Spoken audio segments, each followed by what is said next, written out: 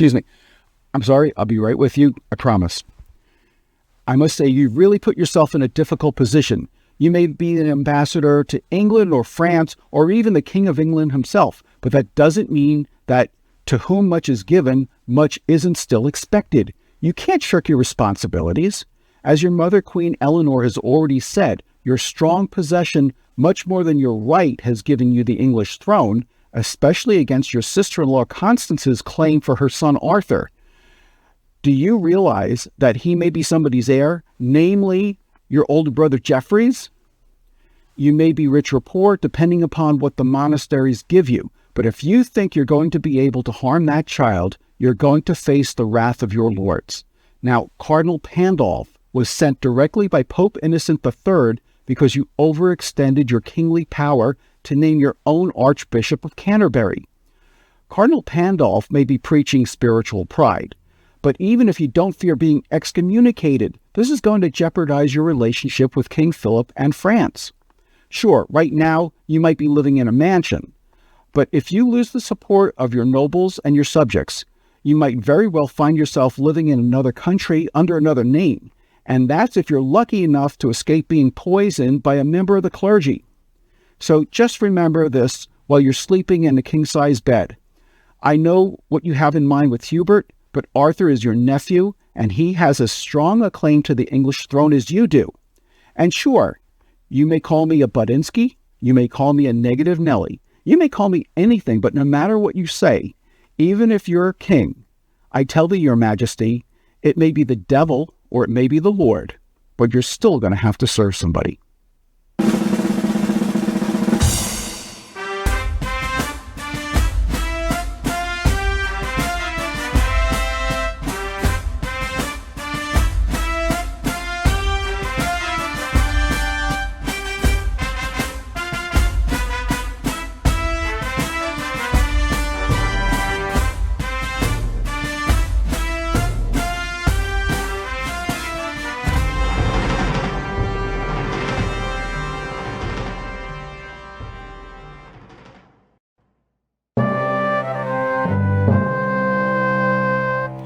If there's one constant theme that runs through all of Shakespeare's history plays, it's that the lead characters spend most of their time seeking power, abusing power, trying to hold on to their power, or losing power. So let's take a look at the plot of the life and death of King John. King John is visited by an ambassador from France who demands under threat of war that he renounce his throne in favor of his nephew, Arthur, who the French King Philip believes is the rightful heir to the English throne. King John oversees an inheritance dispute between Robert Falconbridge and his older brother Philip, whom Robert accuses of being illegitimate. Queen Eleanor of Aquitaine, King John's mother, notes that Philip looks very similar to her late son, King Richard the Lionheart, also known as Coeur de Lion. Thus, Queen Eleanor suggests that Philip renounce his claim to the Falconbridge estate in exchange for a non-inheriting position within the House of Plantagenet and the knighthood. King John dubs Philip Sir Richard Plantagenet. After Philip renounces his inheritance, his mother, Lady Falconbridge, reluctantly admits Coeur de Lion is his real father, saying, "By long and vehement suit, I was seduced to make room for him in my husband's bed." Meanwhile, in France, King Philip and his forces besiege the walled city of Angers and threaten to sack the city unless the citizens accept Prince Arthur as their king. Philip is supported by the Duke of Austria, who allegedly killed Richard the Lionheart. The English army arrives in France, and Queen Eleanor trades insults with Constance, Arthur's mother. King Philip and King John argue their claims in front of the Angers citizens, but to no avail. The city spokesperson says that they will only support the rightful king, whoever that turns out to be. After the French and English armies clash, each army sends a herald claiming victory, but the Angers citizens remain unconvinced because neither army has proven to be the clear victor. Philip, now called Sir Richard Plantagenet, suggests that the armies of England and France unite against Angiers, but the citizens propose an alternative, that King Philip's son Louis marry King John's niece Blanche of Castile. This would give King John a stronger claim to the English throne, while Louis the Dauphin would gain additional territories for France. A furious Constance denounces King Philip for abandoning the claims for her son Prince Arthur, and Louis and Blanche marry. Unfortunately, Cardinal Pandolf arrives from Pope Innocent III, bearing a formal accusation against King John, who blocked the Pope's chosen Archbishop of Canterbury, and extended his political power to include religious power. King John defies the jurisdiction of the Pope, and Cardinal Pandolf excommunicates King John. Pandolf demands that the French king renounce their newly formed treaty with England, but King Philip is hesitant, having just established familial ties to King John. Cardinal Pandolf says that Philip's ties to the Vatican are older and stronger, and reluctantly, Philip breaks ties with King John. As battles break out, the Duke of Austria is slain and beheaded by Sir Richard, and Prince Arthur is captured by the English army. Queen Eleanor is left in charge in France, while Sir Richard Plantagenet is sent to extort funds from the English monasteries. Meanwhile, King John secretly orders his subject Hubert to kill Arthur. Pandolf informs Louis the Dauphin that he now has as strong a claim to the English throne as Arthur or John, and Louis agrees to invade England. Hubert is reluctant to blind and kill Arthur and spares his life, but he doesn't want King John to know that he disobeyed his orders. The English lords demand Prince Arthur's release. King John agrees, but Hubert tells him that Arthur is dead.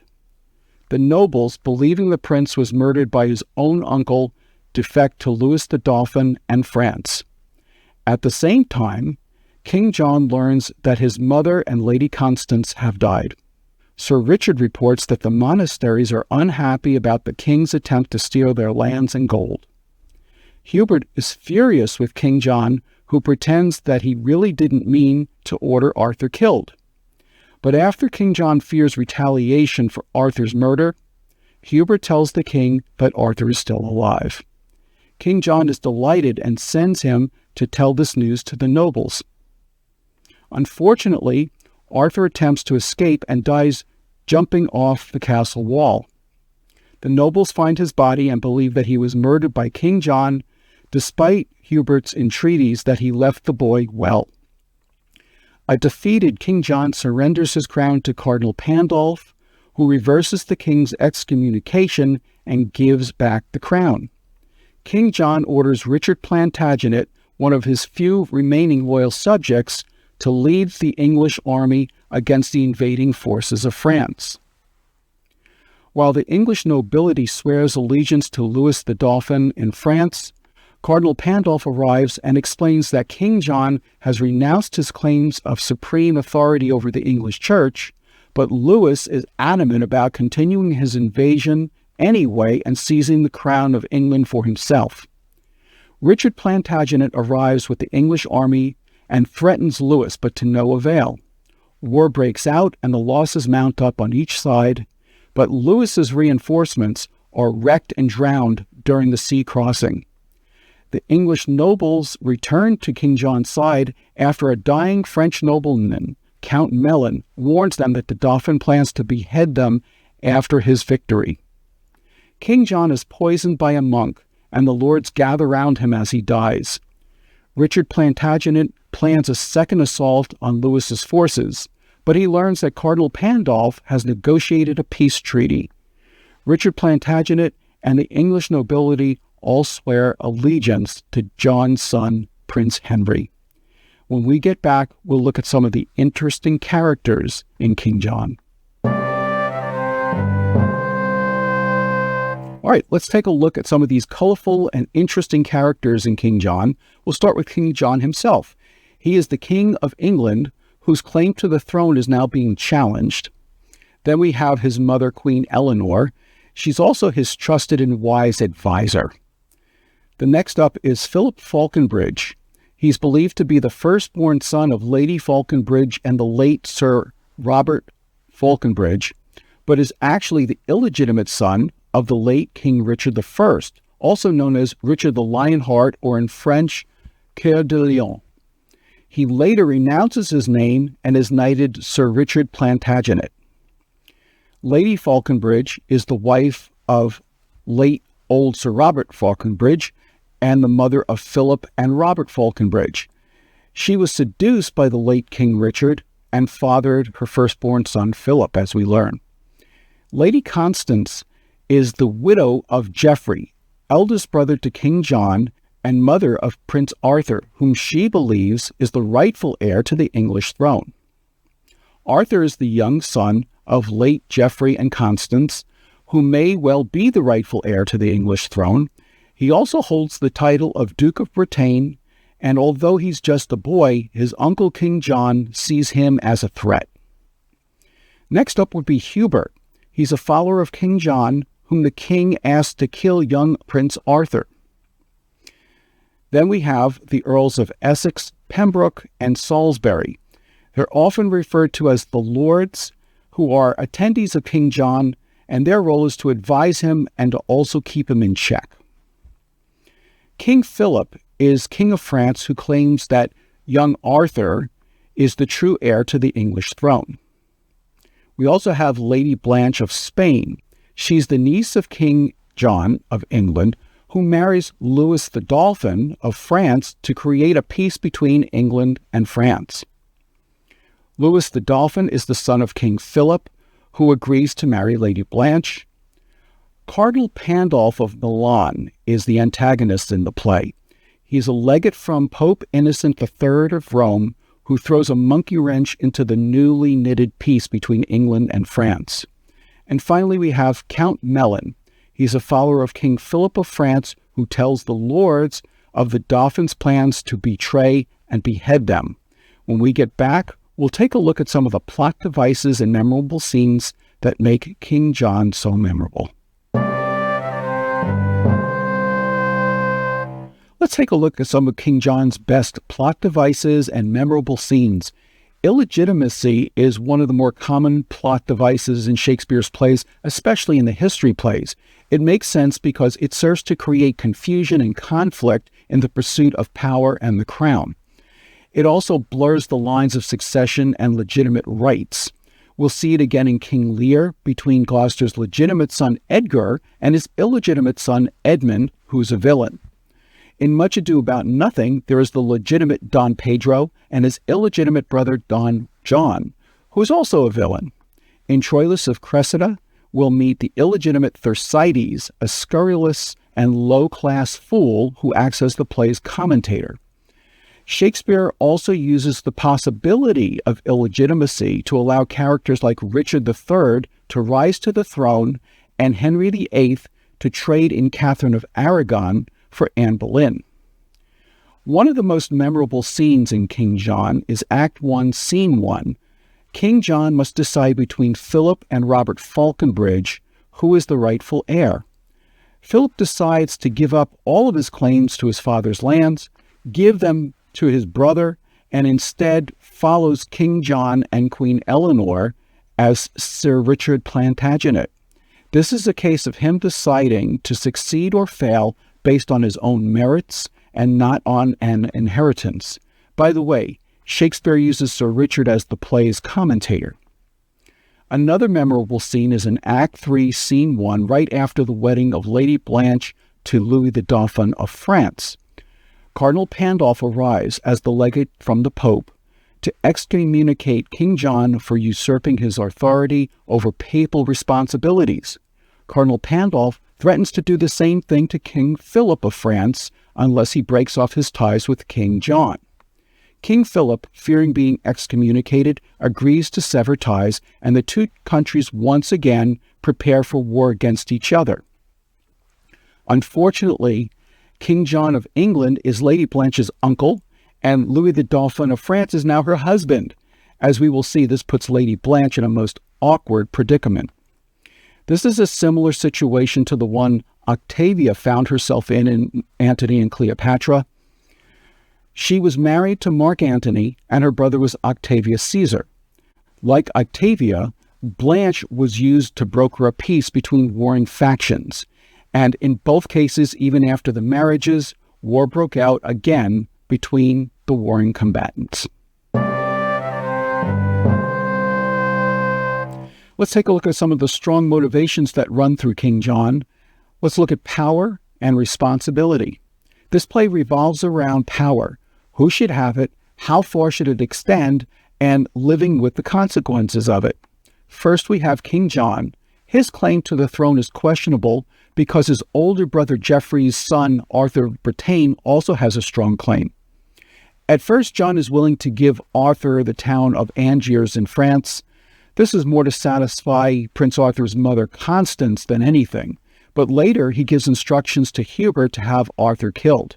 And even though Hubert doesn't kill Arthur, he still dies from falling off a castle wall while he's trying to escape. This creates a ripple effect because the lords are outraged and believe the king was behind Arthur's death, so they defect to France. After this happens, King John learns that his mother, Queen Eleanor, has died, and he's been excommunicated, leaving him vulnerable as a monarch.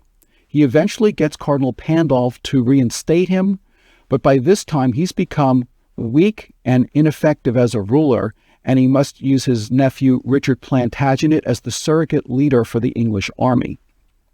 In his weakness, King John is poisoned by a monk and dies just before the end of the play.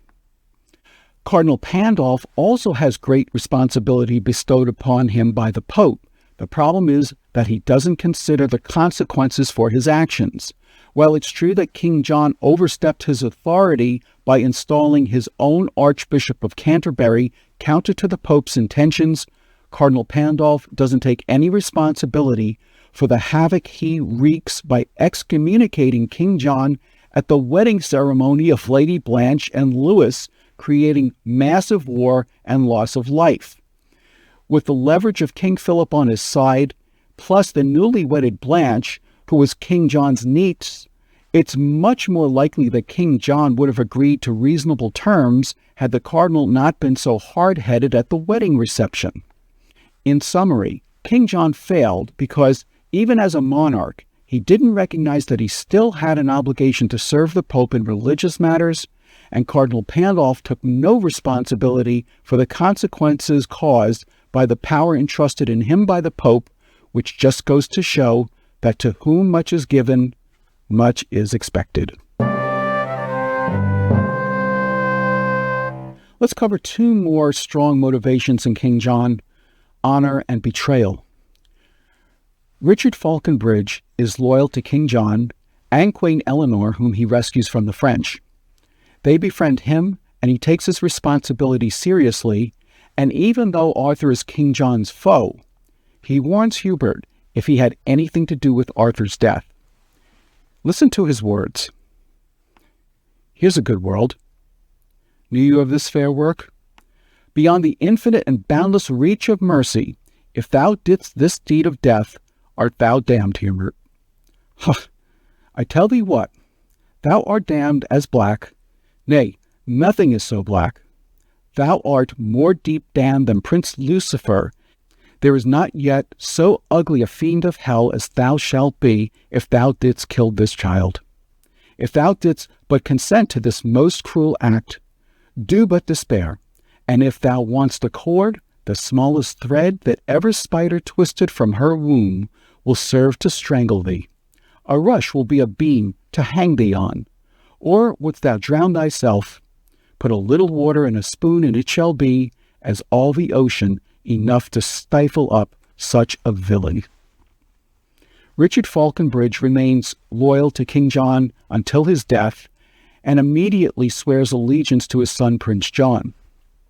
But the Dauphin has no trouble betraying the English lords and turns his back on Cardinal Pandolf, who originally urged him on.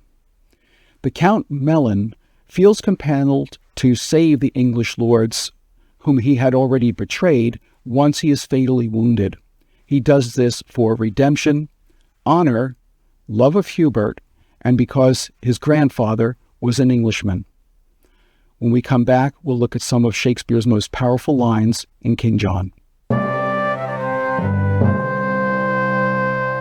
There's some great speeches in King John, so let's look at some of Shakespeare's most powerful lines.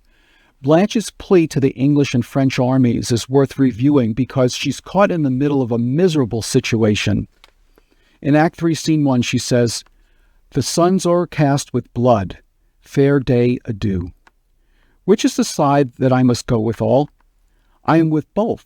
Each army hath a hand, and in their rage, I having hold of both, they whirl asunder and dismember me.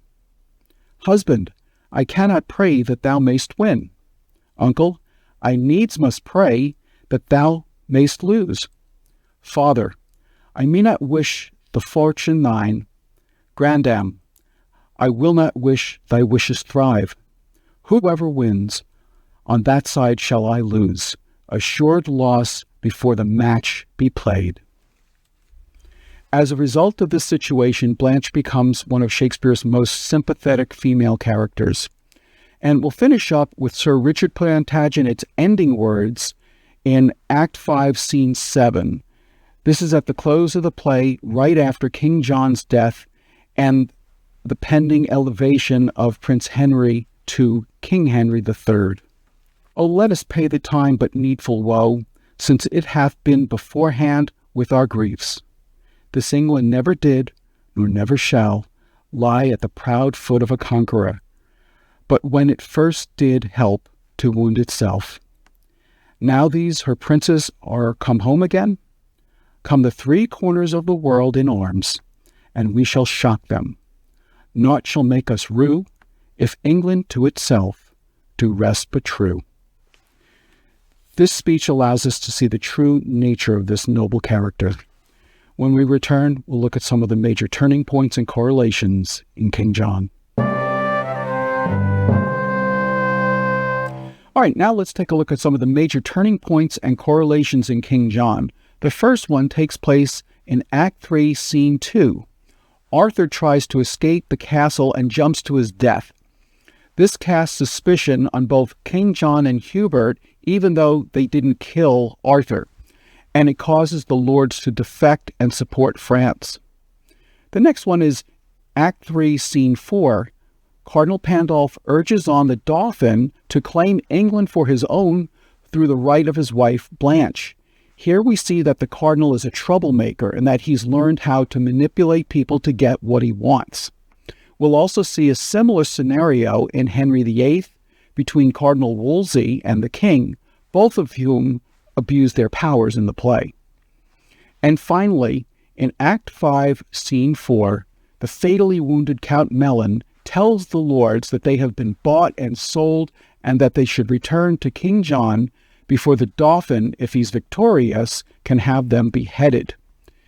In King Lear, the fatally wounded villain Edgar tries to make things right by confessing his crimes to his brother Edmund and to the Duke of Albany.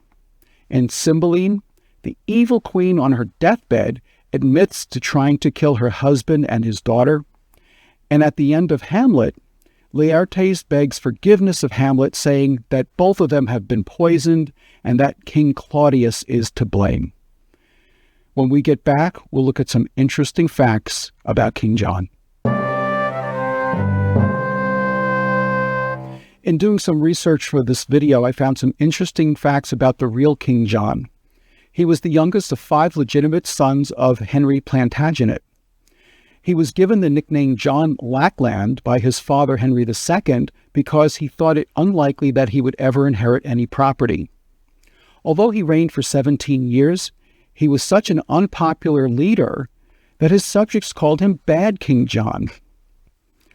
His brother was Richard the Lionheart, but the two of them did not get along very well.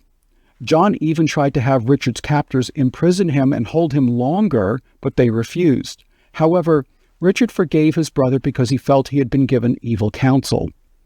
King John was accused of trying to rape Lord Essex Fitzwalter's daughter, Matilda. Fitzwalter later led a group of barons to force King John to sign the Magna Carta, which would limit the king's powers.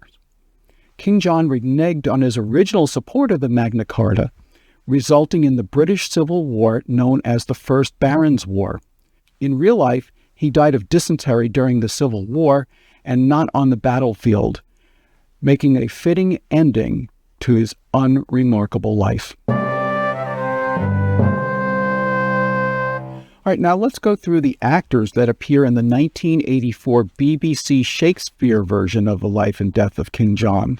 First, Leonard Rossiter, who plays King John himself, sadly died that very same year, ironically while he was waiting to go and perform on stage.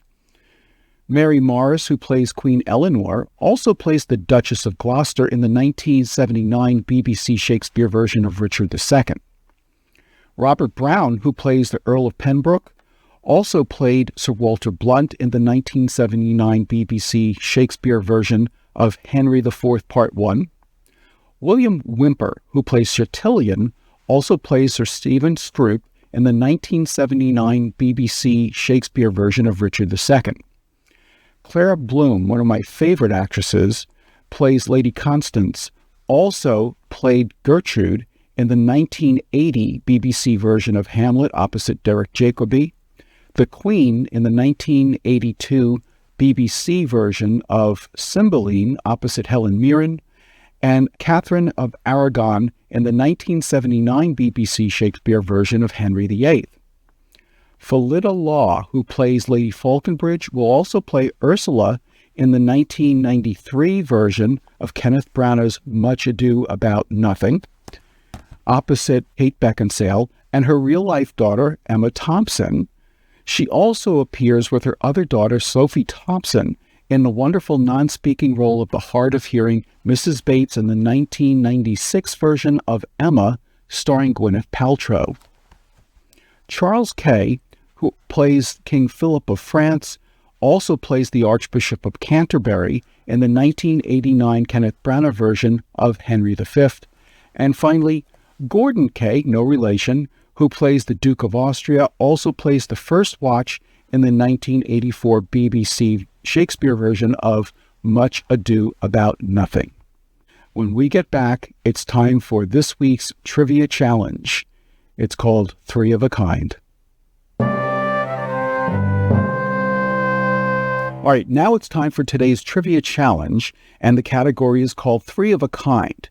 So name the common bond for each of these three related clues and the plays in which they appear.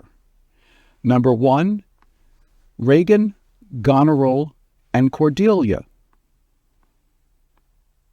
Number 2, Oliver, Jaques, and Orlando. And number 3, gold, silver, and base lead. Let's see how you do. Come back in just a moment, and I'll have all the answers for you.